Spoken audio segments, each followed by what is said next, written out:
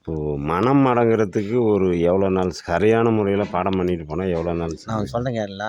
ஐயா என்ன சொன்னார், இந்த பாதைக்கு வந்தால் 12 வருஷம் ஆகணுன்னாரு. 12 வருஷம் ஆச்சுன்னா அடங்கி போயிடும். ஆனால் 24 மணி பார்த்தல் இருக்கணும். முடியுமா?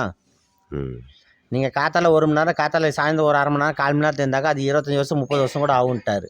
அது நீங்கள் செய்கிறதுல இந்த சாமி இருக்குது. நான் எவ்வளோ பாடுபடுறேனோ அந்த அளவு பலன். நான் வந்து தொழிலாளி, முதலாளி தான் பணம் தருவான். அந்த முதலாளி என்ன கடவுள். நீ எவ்வளோ உழைக்கிற அதுக்கு தகுந்த அவன் தான் தருவான். நம்மளால் ஒன்றும் பண்ண முடியாது. போய் சொல்லி வாங்க முடியாது இதில். அதனால் நமக்கு இது எவ்வளோ நாள் வருது என்னன்றது இதில் வந்து அவசரப்படக்கூடாது.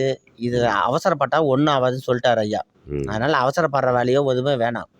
நீங்கள் பொறுமையாக போகிற வழியில் போயிட்டே இருங்க. நான் இந்த பூமியில் இருக்கிற வரைக்கும், அந்த உயிர் இருக்கிற வரைக்கும் நான் கடவுளே உன்னை பார்க்குறேன், உன்னை செய்கிறேன்னு அந்த பாதையில் போங்க. அது வழிகாட்டும்.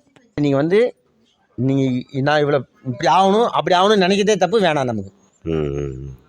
நான் செய்கிறேன் ஐயா, இந்த உடலில் உயிர் இருக்கிற வரைக்கும் நான் பாடம் பண்ணுறேன்.